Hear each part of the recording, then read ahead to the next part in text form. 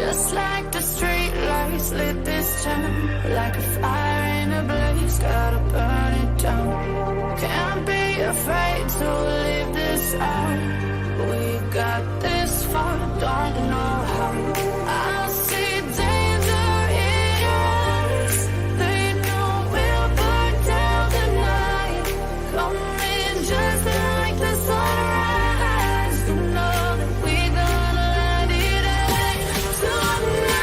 We're gonna light it up tonight. We're gonna light it up just like the sunrise. We're gonna light it up.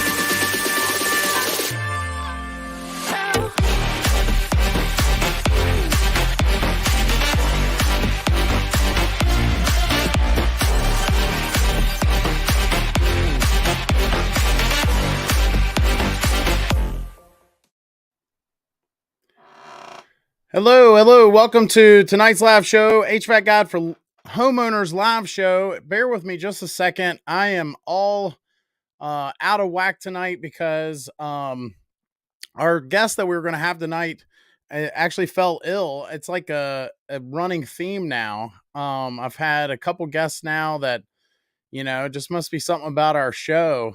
And they're genuinely sick. Like, it's not like they're, tonight's guest actually said, I'll still come, but I don't have my full voice or so on. So I was like, no, we can reschedule. But, anyway, just been a string of bad news, if you will. I'm just uploading tonight's sponsor. I just put up the link that you guys can check out if that interests you. And again, I'm just trying to get some of the things I normally get done before the show. I'm getting all those things done now because, like I say, had to call an audible there. But before we do get started with tonight's news story about it, it's actually a crazy story that I found where two guys actually broke into a convenience store through the air conditioning system, believe it or not. So pretty crazy there. Before we get to that, let's pay the bills and thank you to tonight's sponsor, AeroSeal. I wanted to take a quick break from the video and thank the sponsor of this video, AeroSeal. Leaky ductwork is one of the biggest, if not the biggest, energy wasters in most homes in the United States. And my favorite way of fixing that problem is AeroSeal. They'll come into your home, they'll test your ductwork and how leaky it is. They'll seal all the ductwork with a machine, and then they'll test it again and make sure that you got what you paid for. Customers have reported a significant savings on their energy bills after using AeroSeal. I'll put a link down in the description of this video. Thanks again to AeroSeal, and now let's get back to the video.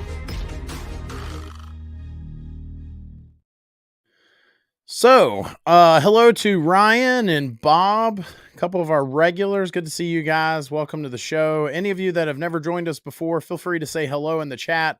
And of course, drop any questions you might have about the HVAC industry there. I don't promise to know everything, but sometimes we are joined by other folks in the chat that will know answers to questions that I don't. Ryan says, sorry you didn't have your guests.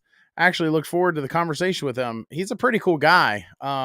He's got a really cool YouTube channel. He's one of the guys that, you come across people and, there's times when you may or may not agree with some, right? And Howard's been one of the first that I've come across that I've said, he's good people's, he's drinking the same Kool-Aid that I am. He's, saying the right things. He, is just a good guy all around and doing some really big things in our industry as well. So we will get him on the show.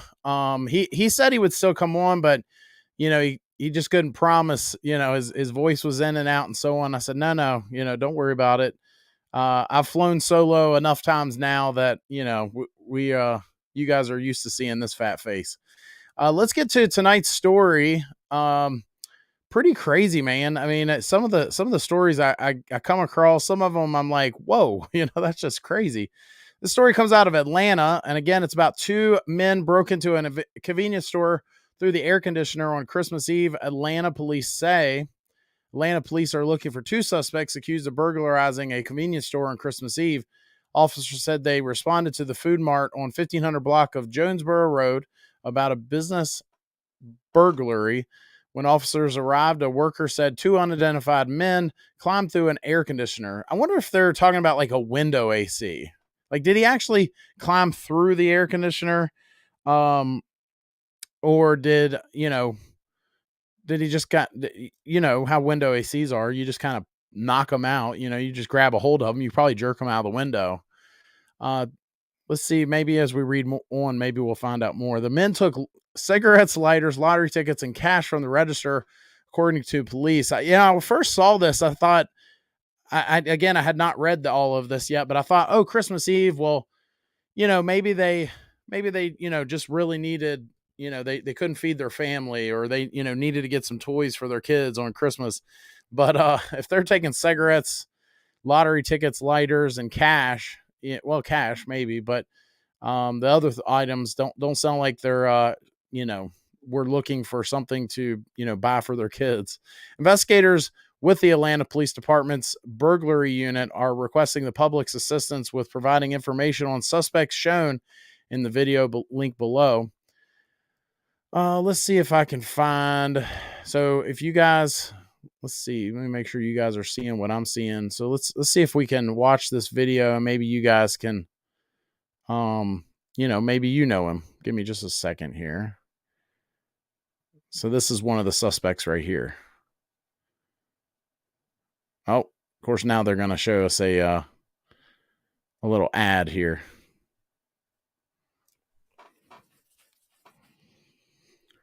All right, this is one of the suspects. So anyway, it says they climbed through the air conditioner. I don't know what the ins and outs. Pretty fast clip there. But yeah, I just thought it was an interesting story. As you guys know, I like to bring up, stories about HVAC and so on. How's everybody doing? If you got any questions, feel free to drop those in the chat. We're going to kind of wing it tonight. I thought I had a guest lined up, and I had questions lined up for him. And, so we're going to be doing some segments here and there. I had a show that I did. I guess you could call it a show. I went live over the weekend talking about some of the DIY issues we have today. Talking about the A2L refrigerants being mildly flammable, and if DIY is something that people were concerned about because of these flammable refrigerants. And that show was cranking, man. We had almost 100 people on at one time. And we stayed around 60 to 70 throughout the entire show, or like say, maybe not show, but the entire time that I was on there. So we had a good time, and, maybe we'll do that again. I know a couple of you guys were there, so had a lot of fun with that. Bob says convenience stores around here use rooftop units, and the return duct could allow a burglar to enter the store through the return grill. It's a good point, Bob. I think the thing that I would say is, and I wonder if you agree, if somebody were to do that, then they probably had some HVAC experience, like for them to know that they could go to a rooftop unit and know that it's even possible to, to climb through. I kind of wonder, I'm not saying they've got to have an extensive amount of experience, but I don't know. I feel like they would at least need to have a little bit, yeah, it's crazy. Let's see. Let's move on to, let me make sure I got, bear with me here. Okay. Let's move on to our next segment of tonight. Again, if you have an HVAC question, feel free to drop it in the chat. In the meantime, let's move on to our next segment, which is Josh's question for you.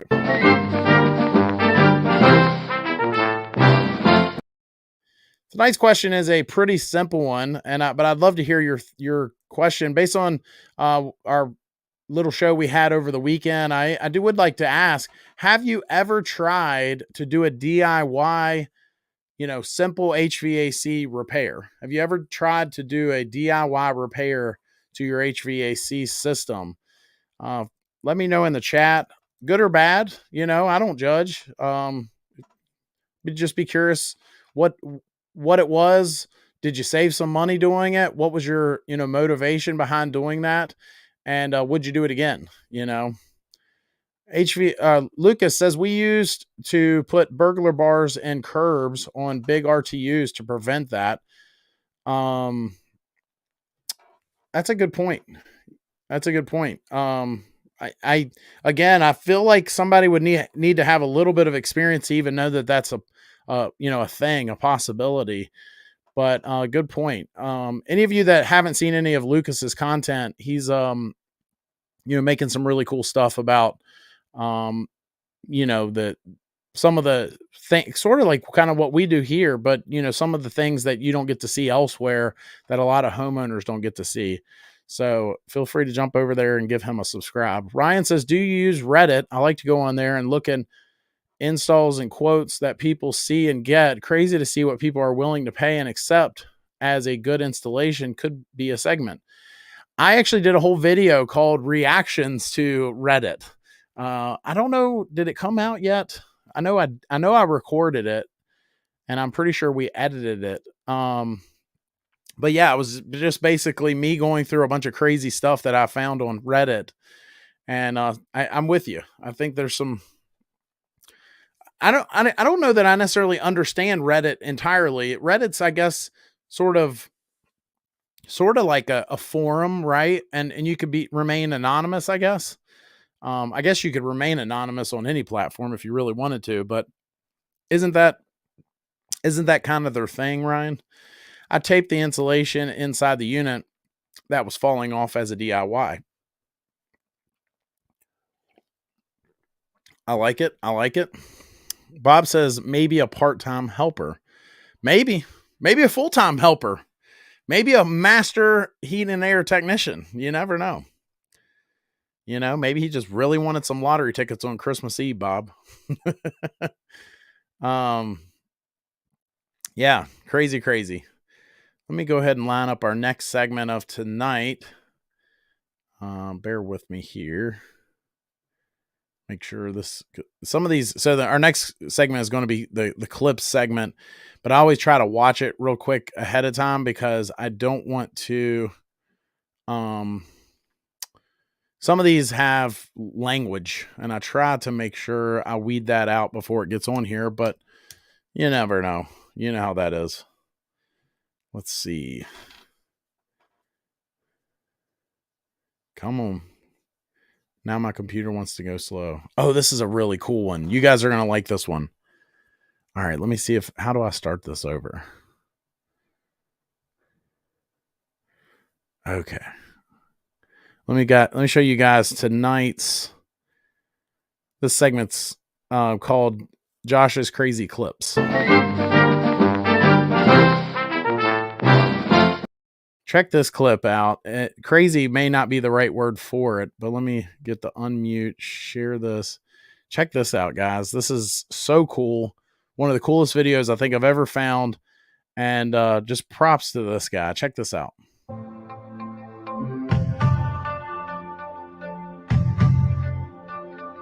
Hold on. Let me see if I can make this full screen. Can I make this full screen?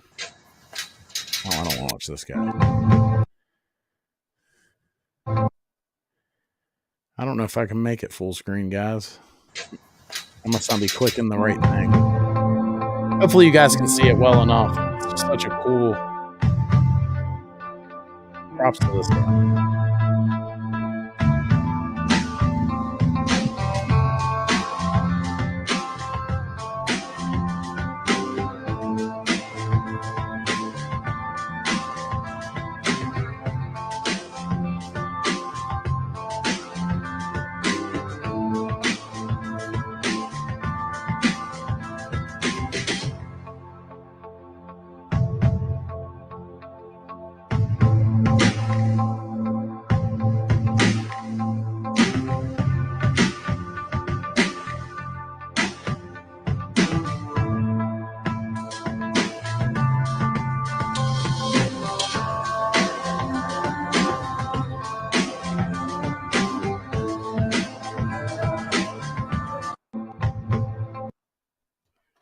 What'd y'all think of that, man? Lim Loss Boss is his Instagram handle.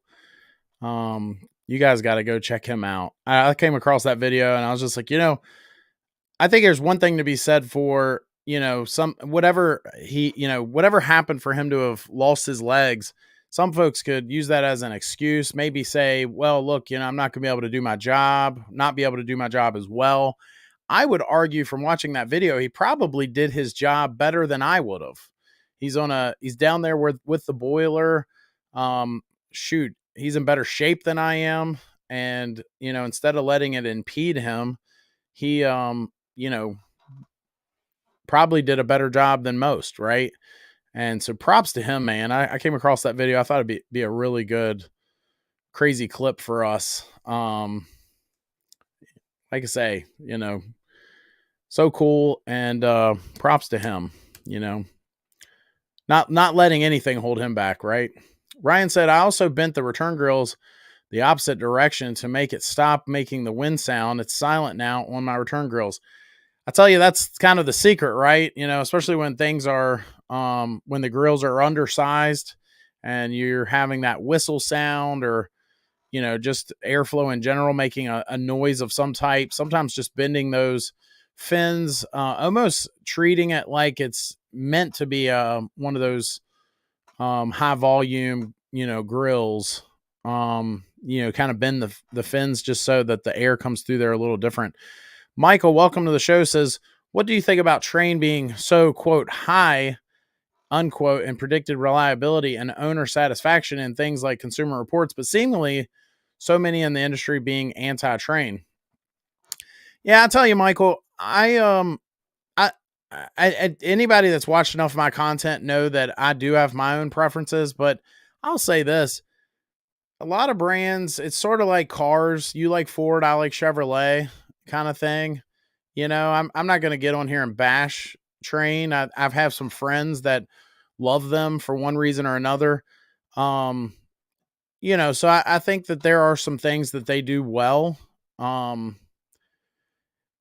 at the same time, is it my favorite? Do I think they're as good or the best, like some like to think? And I'm not on that train, but again, I have friends that are. So, I think I'll say this without bashing them because this is over. This is something in the past. But I felt like when we all went through the pandemic and all the, the supply chain issues and all the other things we were up against, inflation after the pandemic and all of that, I think that Trane probably took it on the chin harder than anyone. At least in my experience, of all the big brands that most know. And I was really surprised by that. If I were to have picked a brand that I thought was going to struggle the most, I don't know that I would have selected them. There's a few others that I probably would have said, yep, it's going to be them, So I would wonder what somebody that is on that side and they think that Trane's the best. I would be curious what they would say about that. Would they agree? Could we at least agree on that? I think that, aside from that though, I mean, again, we all have our preferences. There are some things that I like that they do that no one else does. One of those being, I actually do like the polycarbonate cabinet stuff that they do. Those plastic looking air handlers. Oh, my daughter's crying. I don't know if y'all can hear that or not. It's way past her bedtime. So anyway, I do like those. I like that. There's a few other things that they do that I think, that's great. But again, I think that some of the things that they hang their hat on are creations and or proprietary things that they did a long time ago. Right.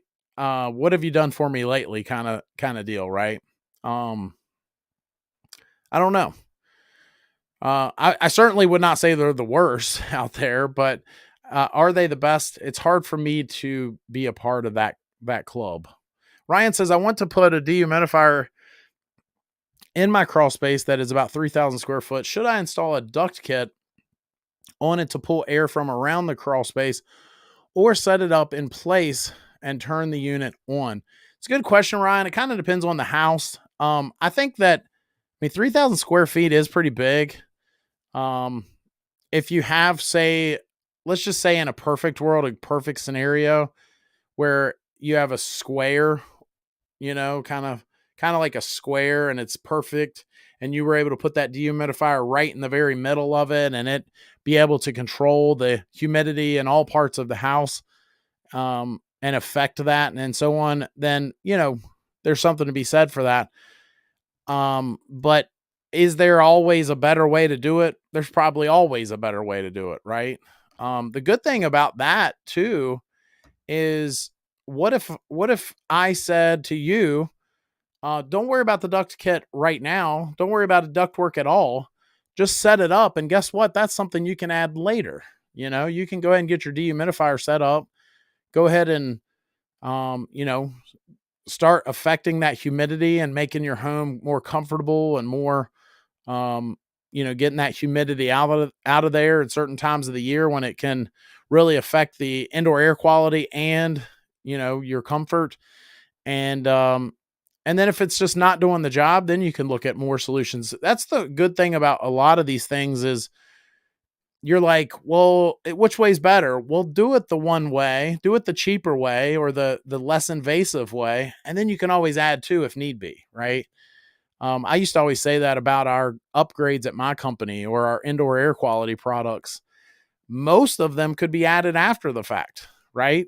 We'd have customers say, well, should I get the UV light and the filter and the ionizer?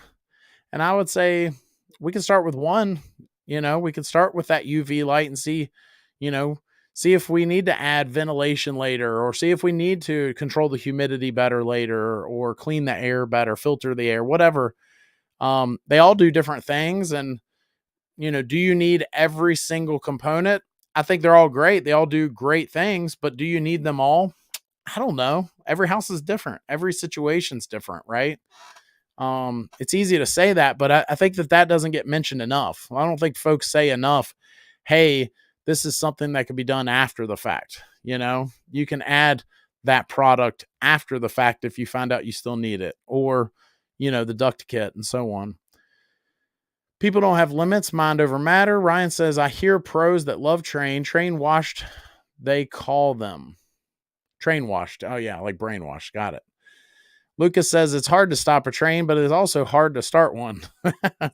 so Lucas is not on that in that club. Ryan says Train started their mid and low end brands a few years ago and stop competing on the low end of their main brand. Run True by Train and Oxbox are the other brands. So I tell you, Oxbox is essentially what Ameristar was. So it's a Medea product, or at least last I heard, that's what the way it was. So it was those Ameristar heat pumps coming from China. So they had Oxbox become that, and then Ameristar is basically American Standard's version of Run True. At least that's how it was explained to me. I'm not saying that's 100% accurate, but I think it's pretty accurate.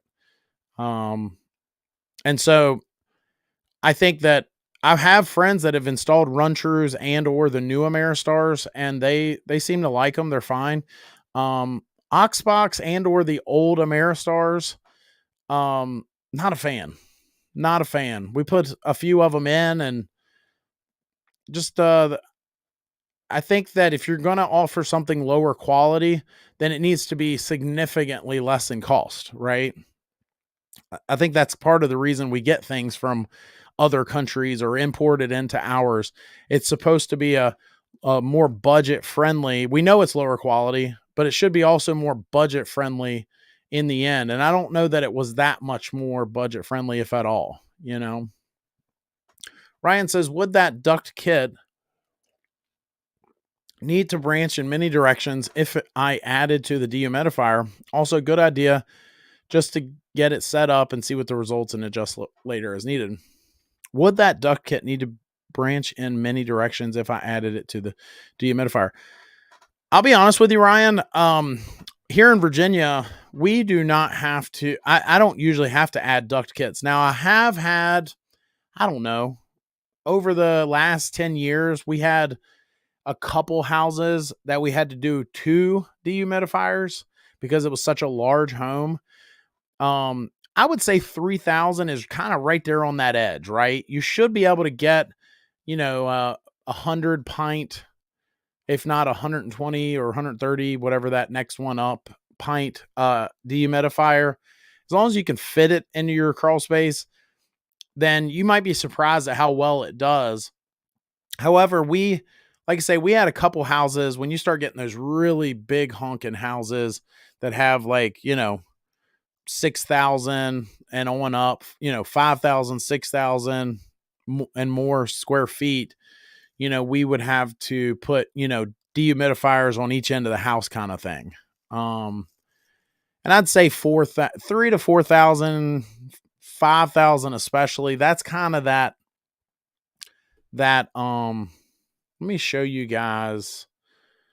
I actually put together, it's nothing special, but I put together a sheet at one point to kind of help me, when I'm sizing them. And I would always be conservative with this list, right? So I would, of course, now I'm not going to find it.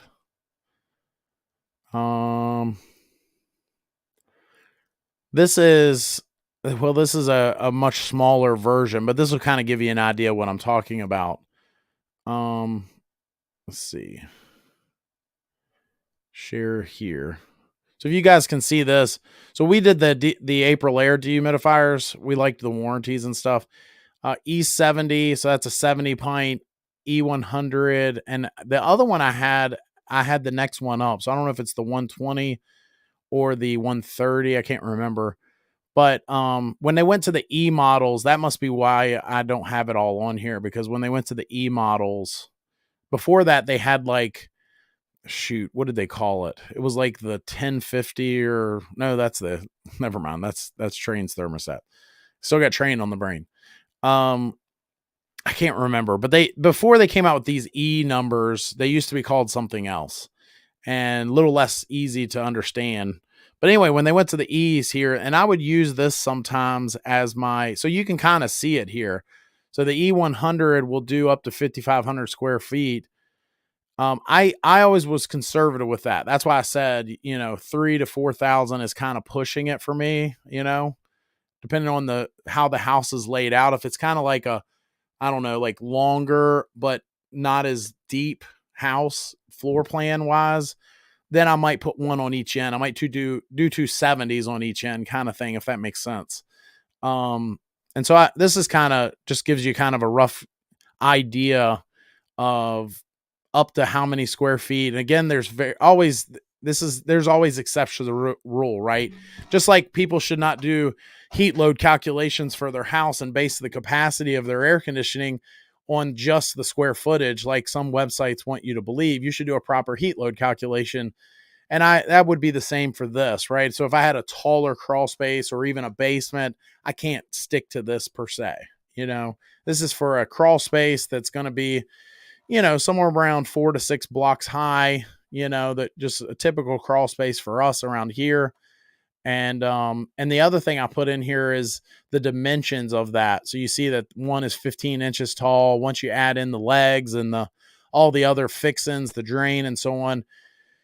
And I'd always want to keep that in mind too. So you can see the E70 is a little smaller over here. So I don't know if that helps you at all, but that's kind of what I would sometimes use or go by. It always kind of helped me. And sometimes with this little chart, I would kind of, go off script a little bit again, depending on the house and, the layout and so on. Ryan says, for more context, my house is a ranch style with the furnace and ductwork in the attic. I wanted the dehumidifier in the crawl space there to protect the wood under the house. Yeah, no, I think that's great. I mean, I think your thinking is great. You're putting it in the right place. lot of people will put it up there in the attic with the HVAC and try to tie it into the ductwork and then not be happy with the results they get. I think everything you're saying is right on point. I do have humidity problems in the house. Will the dehumidifier in the crawl space help with the humidity? Yes. Yep. I learned that from my Aprilaire rep. I was in a class one day and he had someone else call in and say, "Hey, I put in these dehumidifiers. They're not helping." And the more he talked to him, he found out they were tied into the ductwork and this and that. And the first thing he told him is disconnect it from the ductwork, put it in the lowest level of the house, and then turn it on. And I bet you're going to see a difference by the next day. You're going to be amazed at how many pints of water that that thing sucks out of the air. Do I need another dehumidifier on the furnace in the attic to lower humidity? Well, again, I don't know the answer to that. I would guess the answer is no, but again, you can always add that later if you find out the answer is yes. So as you know, if you are getting an Aprilaire is not a sponsor of our show. I've actually reached out to them before, and they're certainly welcome to sponsor some content with us. But they've never they've never done so. And I reached out to them. I haven't reached out but so many companies because I don't always like all the products, right?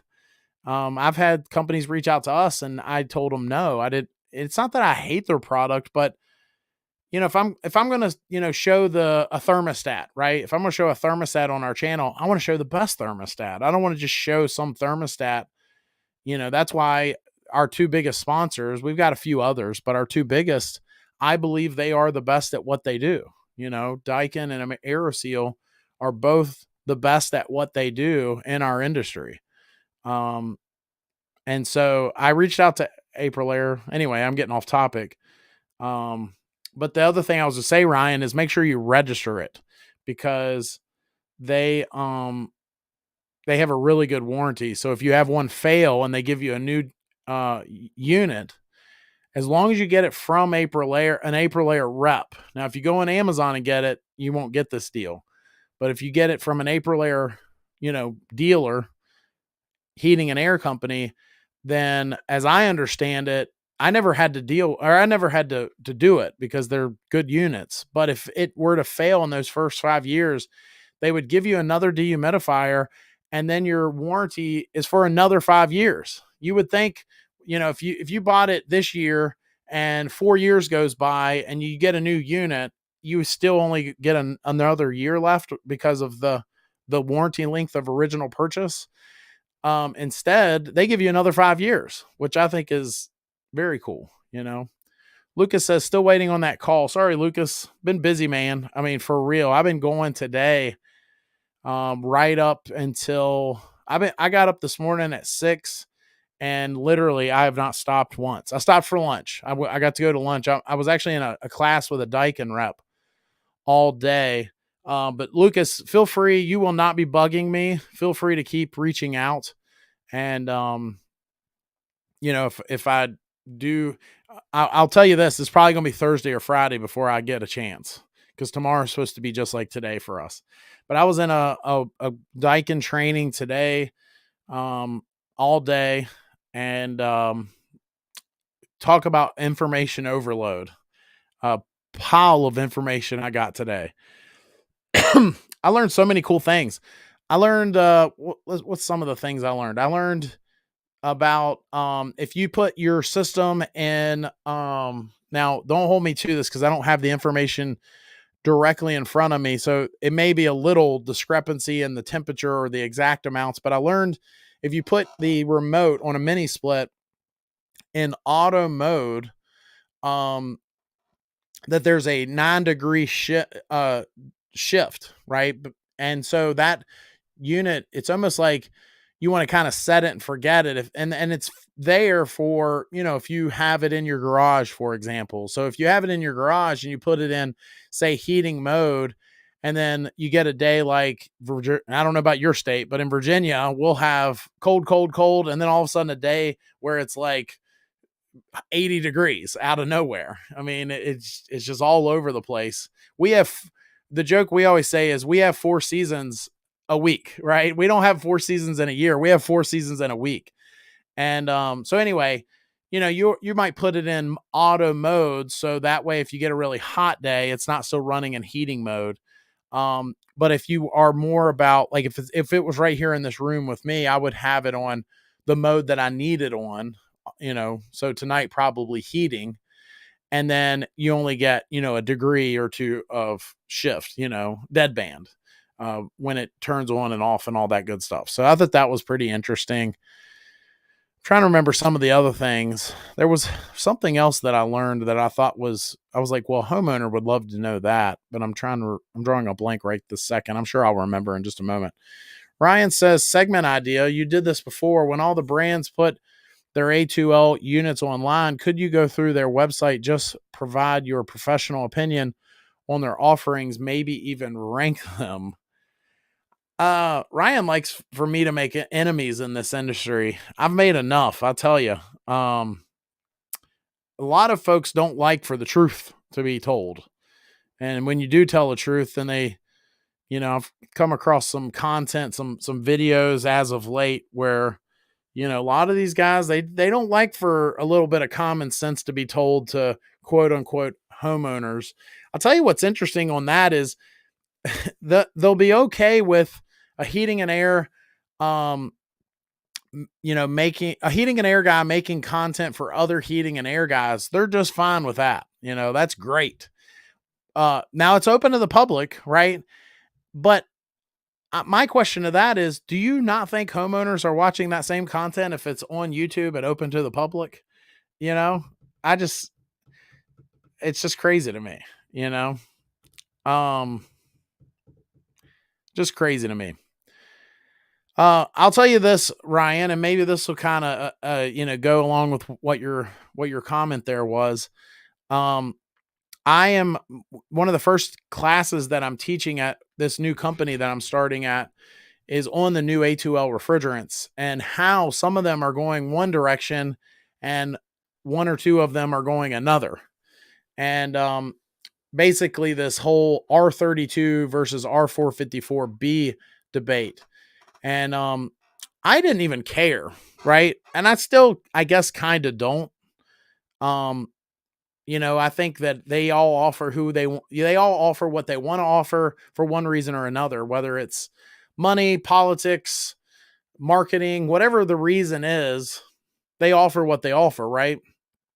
But if you're going to say to me, I think I said this over the weekend, if you're going to say to me, hey, I like brand X. So I like Carrier or Train or Rude or whatever that brand is. I like that brand. So whatever refrigerant they put in there, that's the brand I'm going to go with. Well, fine. That's fine. But I've heard of some suppliers, their employees working on the counters, telling some of the contractors misinformation is the best way I would put it, and I'm like, okay, well, it's okay if you say, I like that brand and that's the brand I want to go with. Fine. But if you're going to spread a misinformation, I'm not fine with that. Don't say, oh, this is going to happen in 3 years. If you don't really know, the comment was they're going to lower the GWP ratings even more in this many years. Well, they don't really know that, right? And the other thing I'll say, and I said this over the weekend, is if they did lower the GWP max for residential equipment tomorrow to 500, would that rule R32 out as a option? Yes, it would. But in my opinion, it should rule R454B out as well. Now, does R454B have a lower GWP than 500? Yes. However, it has just as much or almost as much R32 as an R32 unit. So let's just so you understand where I'm going with this. R32 requires less refrigerant for efficiency or capacity than R454B, okay? Or 410A. So let's just say a 2-ton system, let's say an R32 2-ton system holds 6 pounds of refrigerant. An R454B system to get 2 tons is going to need to hold, and I'm just throwing numbers out there, I don't know the exact amount, but let's just say it has to hold 8 pounds of refrigerant. Okay. Well, that refrigerant is 60% R32. So it has almost, if not the same, almost as much R32 as the R32 unit. So if we're getting rid of R32, then you need to get rid of R454B as well. And here's the thing they don't want you to know. Here's the thing that I think one of you guys pointed out to me, and I did some more homework on, and that is the fact that R454B contains not just R32 itself, but it also contains 1234YF that has PFAs in it. Go Google PFAs right now. PFA. And what they are, they're basically known as forever chemicals. And once they're released into the atmosphere, they are there for a very, very long time. And they're called forever chemicals. And they're toxic to people and other things. And they're not good. And so if we're talking about which one's better from a climate standpoint and or a environment standpoint, I think there is probably a clear winner. And if we're talking about R32 needing to be gone away with, well, then they would both need to be done away with. Okay. So that's that. I can't wait to do my class and talk about that, because I think that it's crazy that some of these people are saying some of the things they're saying to contractors when they come in their supply house. So anyway, they probably say the same thing about me, but I'll get off my soapbox now. Ryan says, I noticed that the guy that installed my R32 Daikin Atmosphera did not have an A2L compliant vacuum pump. Should I be worried that the system won't perform properly, or is that not a big deal? So Ryan, I talked about this, and in fact, I had to remove one of my videos because some of the things I said in that video were taken out of context. We just re-recorded that video, and the context or the video topic was about the tools that are needed to work with A2L refrigerants. And so what I would say is not good news on the A2L front. People will be releasing refrigerant. Yeah. I think the moral of the story to that is that R32 is not this, they're trying to villainize other brand. So Daikin, Amana, Goodman for staying with R32, when in reality, the things they're saying is they're either misinformed, or if they are accurate, let's just say they're right, then it will be all political if they get rid of that refrigerant. If they lower the GWP and allow 454B to be continued to be used, I think that would be a mistake. I think that until they come up with a better solution, if they come up with one at all, if they want to go A3, fine. If they want to go whatever it is they want to go with, fine. But to get rid of R32 to stick with R454B, I personally think that would be a mistake.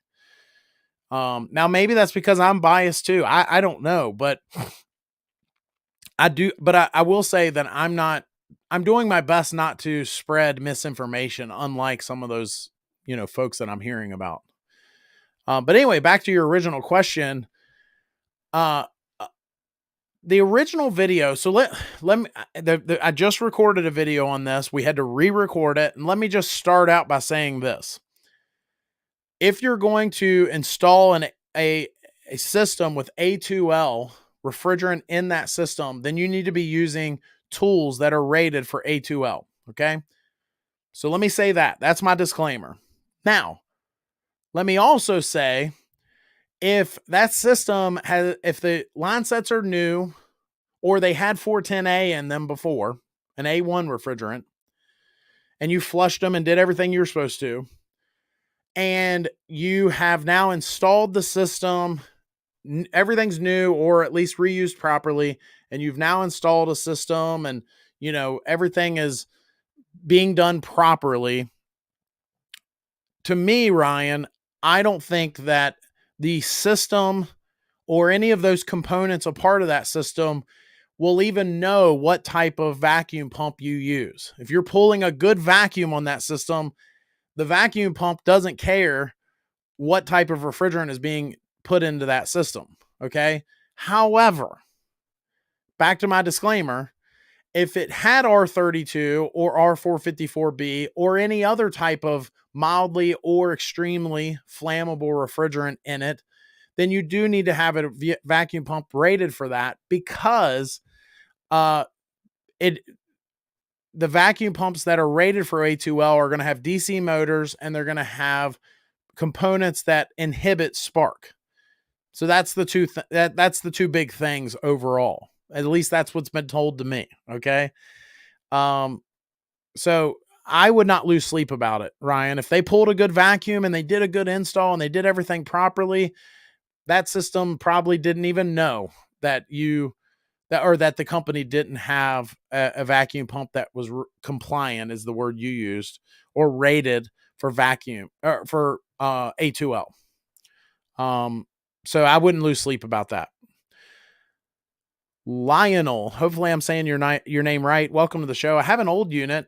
I need to have the ducts wrapped in a tight attic. Can I do it myself? I don't know, pal. I mean, if you wrapping ductwork it sucks, but it's not hard. If you get the right materials and you take your time and you wrap it really good, who knows? You probably might do a better job than a lot of the guys in the trade. Now, if you said, can I work on my own unit? Well, maybe not. But if you are just looking at wrapping the ductwork and, you just want them to be insulated better, I don't think that's that hard. And well, let me back up. It sucks. It's not fun work, but is it hard from a standpoint of you needing a ton of skills?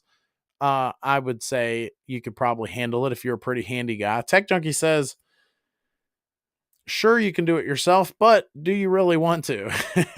I tell you, my best friend and I, he built an addition onto his house, right? Well, he actually already had this upstairs that was unfinished, and he finished it himself.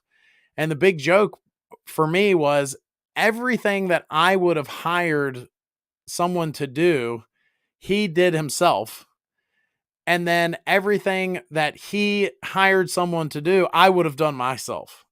And so he did the drywall and the framing and the flooring. I think he might have subbed out the tile work, maybe. But he hired an electrician to do the electrical. He had a plumber do the plumbing, and he had us, my company, do the heating and air for his house. And so anyway, I just always thought that was funny, because I would have done the electrical, plumbing, and heating and air, and had someone else hang the drywall and do the flooring and stuff. So anyway, just kind of funny. I guess he and I could probably build houses together. How do I know the date of manufacturer for a Daikin fit? Good question. Let me go look. Bear with me just a second.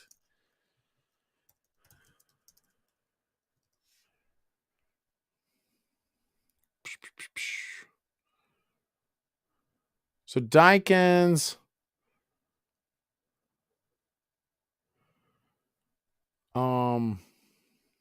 I don't think this picture is going to show it to me, but essentially the first two digits, I think it's the first two on Daikins, will tell you the year that unit, let me just verify this. I think it's the first two digits of the serial number. Yeah. So yeah, Daikin's the first two. Some of the other brands are the third and fourth digit. It just depends. So those first two digits in your serial number, but usually on the fits, I think, don't they normally have the manufacturing date on the actual label down in the bottom right? I could be wrong on that, but it should be the first two digits of your serial number. Here we go. Lucas says first is second digit, year, third and fourth are the month, I believe. Yeah, I think that's what I just read as well. I think Carrier is the one that's the opposite, because there's a couple brands that do it different ways. But just look at those first 2 digits on your serial number, Emery. Lionel says, "You said my name correctly. Nice. Thanks for the tip. I'm a handy guy. My AC guy hasn't called me back yet, probably because he is a big guy trying to fit in the attic. So he probably looked at it and you've been waiting on a price, and he's like, I'm not giving him a price on that." I'm gonna be a little hard to find all of a sudden. I hired one of the first guys I ever hired. We looked at a job, and it was to insulate all this ductwork in this attic, and it was a big job. It was just, at the time I only had him as an employee, and we had obligations and people to kind of keep up with. And I almost walked away from the job, and he's like, "No, I got," he got up there and did the job, and I remember giving him a really good bonus from it, because it was a job that, we would have walked away from. Ryan says, if houses require high R values for insulation, why does the ductwork only? That's a really good question, Ryan. I would figure in the insulated attic, I need to better insulation on the ductwork. I actually think that's a really good question, Ryan. I mean, I think there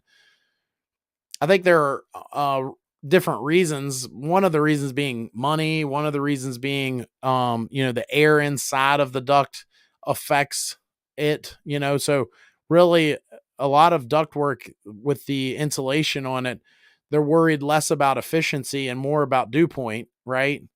But I actually am with you on that. I think that ductwork should probably be double, even if it meant it was a lot harder to install, especially if it's in an attic and there's room. Let's get those numbers up in the double digits on the R values. I mean, Tech Junkie's hitting the nose on the head. It will take up more room, but I'm with you on that. Let's get some higher R values. Let's get something that's going to be super sealed well. Maybe get some AeroSeal in there, our sponsor for our show tonight, and get it sealed really well and enjoy efficiency for years to come. It's on the label of my unit on the Daikin Atmosphere. It has the month and year. I mean, if you want R39 duct wrap, go and send me pictures if you're going to put R39 insulation on your ductwork. That would be fun to see. You'd go from those, that you have your hot dog, right? And then you have corn dogs that are going to be a little thicker. And then you go to some fairs and they got this big, thick breading of, I don't know, me and my analogies. I tell you guys, I have debated recently, and here's a question for some of you guys that are on here that are regulars. I am debating very seriously from going from a Tuesday night show to doing maybe like a Saturday morning show instead. The numbers for us on Saturday mornings are through the roof. I think our highest point here tonight, we got close to 20, and I got almost 100 on there. And I don't know if I should just solely be worried about numbers, right?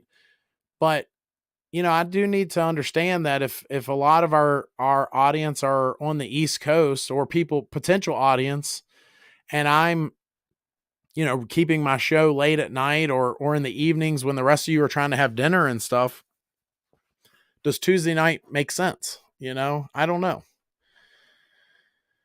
You can bury the duct if air sealed. It needs to be within 6 inches of a conditioned space. Ryan said, I meant to say uninsulated. The floor of the attic is insulated, but not the ceiling. It is burning in the summer and freezing in the winter in my attic. Yeah, I'm with you, Ryan. Saturday after 9 a.m. Eastern works for me. I have meetings for that, and I must attend. The audience this weekend was global. That's very true. We had folks saying, I'm from Kyrgyzstan, or what was it? Turkmenistan, I think he said. And then another guy said he was from, I don't know. Do you remember, Ryan? There was like a couple folks that said, hey, from, a couple countries. I'm trying to remember what the other one was. Drawing a blank all of a sudden. But Yeah, I mean, that's pretty cool in itself, right? Tuesday doesn't work for me as well as it used to. Gotcha. Gotcha. Yeah, I don't know. I hate it too though because we have all these videos out there saying join us on Tuesday nights, you know? I don't know. I'm on the fence. But if the numbers are that much better and it works for all you regulars that are here, all you guys that join us, maybe we will go to something on the weekends. I mean, obviously every weekend is different too. That's something, there's something to be said for that. Every weekend is different. And I know the other thing though, and we all know this, come summertime, our numbers are going to be quadruple what they are right now, but is that true on Saturdays too? Right. So tonight, we're talking about, February, March, we're always hovering around 10 to 20, maybe 30. But as we get, closer to July, the same time slot on Tuesday nights, we might have, 50, 60 people on at any given time. So I don't know. We'll see, maybe I'll do my Tuesday night live shows and then, maybe cut them back to like, half hour, 45 minutes. And then on Saturday mornings, do my Saturday morning rant. Cause that's kind of basically what I did this weekend, right? I got on there and ranted about a few things and it wasn't as much of a show like this is. This is more of a show. I try to do breakout segments. I forgot, but it was great to have others in the comments. Summertime social media numbers go down. Well, not for me. They don't. In the summertime, HVAC Guide for Homeowners YouTube channel shoots through the roof. With all those broken air conditioners, people are looking for somebody to give them what's up. They want to know what the deal is. In fact, that's probably how some of you guys found me, originally. So anyway, just a thought as we get closer to 100,000 subscribers, doing a live show where we're just hovering at 10 to 20, is that really something, does that make sense or are there better time slots is all I'm saying, just kind of makes me wonder. We're going to be wrapping up here shortly. Those of you know the deal that have been here before. If you know a good heating and air company out there, share who they are and where they're located in the chat. Always good to see those good ones because there's so many bad ones, right? Good to show them some love. Summertime, let's review quotes live. Yeah, I need to, so the problem with that, Ryan, is I have plenty of quotes, right? Because I help people on my website. I need to go through and scratch out names and addresses and things like that. And then maybe we'll go back through them. I don't know. I don't even know if I can do that because I had one guy one time get all in a huffy puff because I showed just a small little snippet of some wording that was on an invoice that he sent me. Now he knows I do YouTube, so to be so surprised that I showed his anyway, that I think those people were cuckoo for Cocoa Puffs anyway. But they threatened to sue me and all these things, and I removed that video and whatever. So, don't ask for my help unless you want my help.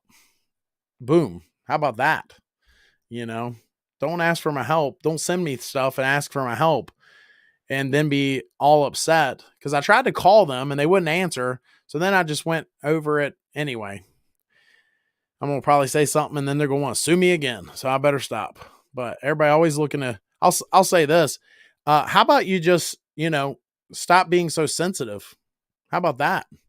Instead of trying to sue somebody all the time because they hurt your feelings, how about you just stop being so sensitive? If you didn't want me to help you, don't send me your stuff. Don't send me invoices from other companies and ask for my input for free. How about that? They didn't want to sign up for our website, but they wanted anyway. People are just freaking nuts. Experiment with the time, see what works for best for you. Maybe people can call in here just as a guest with their quotes. That way they opt in from the start. It's a good point. That's a good point. I have that, and I'll put it here. I have that website, email that folks can send things to. And, if you send something to that email, which those people did too, but if you send something to that email, it actually says this could end up on our live show, and a lot of it don't. We get stuff all the time. People will send us like a 3-page message and expect us, an answer. And you guys know the deal. Half the time my answer is depends. Just depends. Most YouTube users seem to have an attitude problem and start using rude terminology. I'll be honest with you, Bob, that's probably my fault. I actually agree with you. I think I probably could have handled that whole situation better. But again, I'm not going to tell people what they want to hear, right? If you send me, if somebody sends me to this email, if you send me your quote and you got a question, don't ask me a question if you're looking for a specific answer, right? If you want some help, I'm going to try to help you. If I think something's stupid, I'm going to say it's stupid, right? I'm going to be honest with you. If I think somebody's taking advantage of you, I'm going to tell you, But anyway, that's a whole nother topic.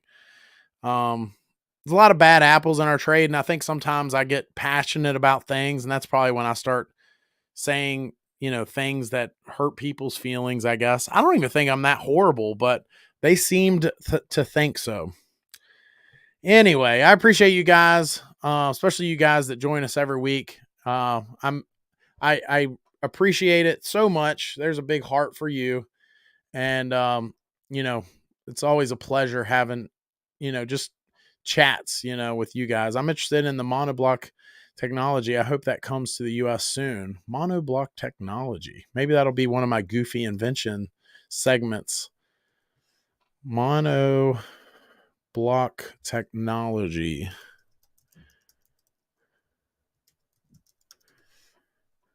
Monoblock technology. X-ray technology. Is this what you're talking about, buddy? What is monoblock technology? An innovative technology that integrates X-ray tube and a high voltage generator into one physical assembly or subsystem. Monoblock by Denarad is an innovative technology that integrates X-ray tube and a high voltage generator into one physical assembly subsystem. I have no idea what any of this is, Ryan. You're smarter than I am, buddy. Anyway. Appreciate you guys. Monoblock is the combined air to water. Oh, yeah. Air to water heat pumps. I think that, with the fact that our ratings are getting higher and higher, I think that that's coming, buddy. I think it's coming. Supposedly it was offered once upon a time in our country and it just never caught on. At least that's what I was told. So we'll see. That said, you guys have a great week. We will see you next Tuesday night. I don't think we have a guest lined up. I normally like to go ahead and have it lined up by now if we're going to have somebody, but stay tuned. Maybe that'll change. And, who knows, we might get Howard or somebody, those folks that we had a couple weeks ago that had to cancel. I don't know. We'll get somebody on here if need be.